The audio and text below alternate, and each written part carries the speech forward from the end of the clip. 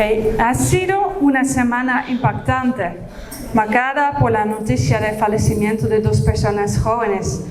Uno de ellos fue Byron, padre de 4 hijos, quien durante un tiempo asistió fielmente a nuestra congregación.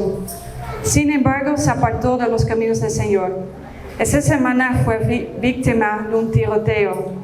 Nuestros pensamientos y oraciones están con su esposa, sus 4 hijos y los demás familiares que forman parte de nuestra comunidad. Nos duele profundamente recibir esa noticia y es difícil aceptar que alguien haya partido sin reconciliarse con Dios. Al mismo tiempo, también hemos recibido la noticia del fallecimiento de un héroe de la fe para mi esposo Peter. Peter seguía siempre sus videos. El mundo cristiano está conmocionado. Su nombre es Charlie Kirk. ¿Quién fue él para ti? ¿Y qué legado deja su vida? Bueno, primero sí sería bueno contar un poquito del contexto para los que... Yo sé que no todos ustedes siguen las noticias internacionales, ¿no? Y sobre todo como ese hombre hizo su ministerio en pura inglés, no lo sabes. Charlie Kirk era un joven de 31 años tenía un ministerio grande que creció muy rápido en los últimos años. Lo que él fue a los campus de las universidades en los Estados Unidos a poner una carpa ahí en el campus y hablar con los estudiantes sobre todos los temas de la Biblia, mayormente la Biblia, también unos temas políticos, pero en mayor atención la Biblia, sobre el tema del aborto, la homosexualidad, el sexo fuera del matrimonio, la importancia de la Biblia, creer en la creación y temas así, sobre todo también el Evangelio de nuestro Señor Jesucristo. El día martes él estaba así haciendo esa tarea, el jueves haciendo esa tarea, poniendo la carpa, estaban ahí presentes 3,000 estudiantes para debatir con él, porque lo que él hizo es debate, entonces cada estudiante podía hacerle una pregunta para entrar en debate. Estaba en debate en presencia de su esposa y sus 2 hijos pequeños. Y ahí un francotirador desde el techo de la universidad disparó con un solo disparo en su cuello y mató al hombre, ahí hablando el Evangelio del Señor Jesucristo. Charlie Kirk era un gran ejemplo para mí, sobre todo porque yo quisiera tener, ¿qué puedo decir? Solo una pequeña parte de su valentía y ánimo para predicar el Evangelio en los lugares más difíciles y testificar libremente así de su Señor y Salvador Jesucristo. Lo que él podía llegar o lograr con su ministerio es algo increíble, y también lo puede ver porque él hizo también amigos con el presidente Trump. Trump también va a estar en su funeral que va a ser esta semana. Y entonces él, por medio de su ministerio llegó a los más poderosos del mundo, predicando el Evangelio, pero Evangelio bíblico, verdadero y firme. Y entonces, ustedes saben que yo amo el cristianismo radical. Yo amo el cristianismo radical. ¿Por qué? Porque no hay otro cristianismo. Muchos están acostumbrados de un cristianismo suave, que más o menos sirviendo a Dios así nomás, por lo que se puede, pero ese cristianismo bíblicamente no existe. Solo existe un cristianismo radical.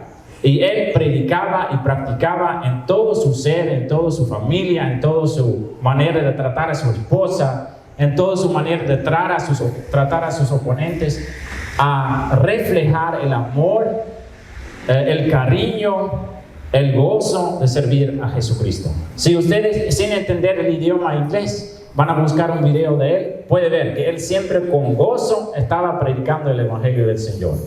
Sin tonterías, sin raridades, pero puro Biblia. Y entonces, por eso es un gran héroe para mí, que en opinión humana demasiado temprano se fue el Señor, pero para el Señor su ministerio ya era suficiente. Y su mujer entonces va a seguir trabajando en ese ministerio, y en esta mañana yo leí que 35,000 personas han registrado como voluntario para seguir con el ministerio de él. 35,000 personas quieren reemplazarla. Es un avivamiento, ¿no? Es un avivamiento que está pasando ahora, sí. Y yo pensaba mucho en esta semana en este versículo que dice Juan 12, versículo 24. De cierto os digo que si el grano de trigo no cae en la tierra y muere, queda solo, pero si muere lleva mucho fruto. ¿Qué va a ser el fruto? ¿Qué piensa usted?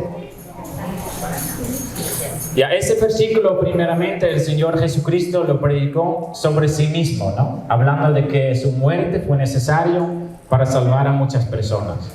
Pero también es una lección espiritual. Muchas veces a través del sufrimiento y las adversidades y de las pérdidas que personas experimentan en su vida por causa del Evangelio, produce más seguidores de Jesús.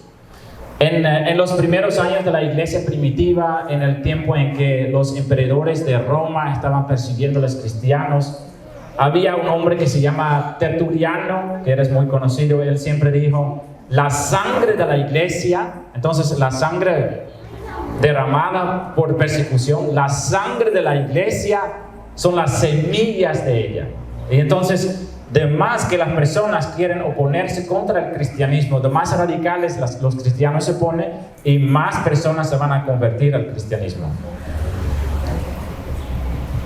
Sí, también pensaba yo en esta semana, en el año 56, cuando llegaron 5 hombres de los Estados Unidos a Ecuador para compartir la palabra en la selva. ¿Qué pasó?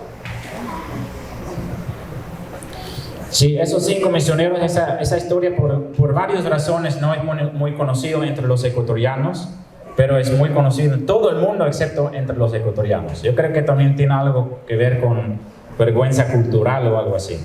Esos 5 misioneros Dios puso en su corazón para predicar el Evangelio entre los guaraníes. Y los guaraníes en esa época eran muy violentos, eso es la palabra. Violentos, eran muy violentos. Y entonces ellos se fueron con una avioneta para ir a la selva y trataron de ponerse en contacto con los guaraníes. A cierto momento sí tenía ese contacto.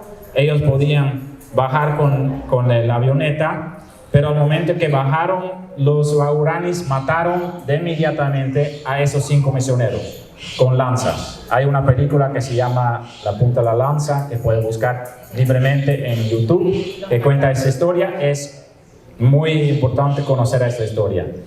Pero después, una mujer de esos misioneros que se llama Elizabeth Elliot, ella usó esa historia y fue usado por Dios también en su vida para contar el Evangelio, primeramente para pedir atención por ese pueblo, pero después ella solita con unas mujeres a pie entraron a la Amazonía, al mismo tribu que mataba a su esposo, para predicar allí el Evangelio.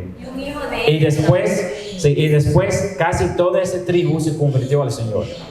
Y entonces esas cosas han pasado en nuestro Ecuador, queridos hermanos. Es muy importante conocer nuestra historia, ¿verdad? Sí.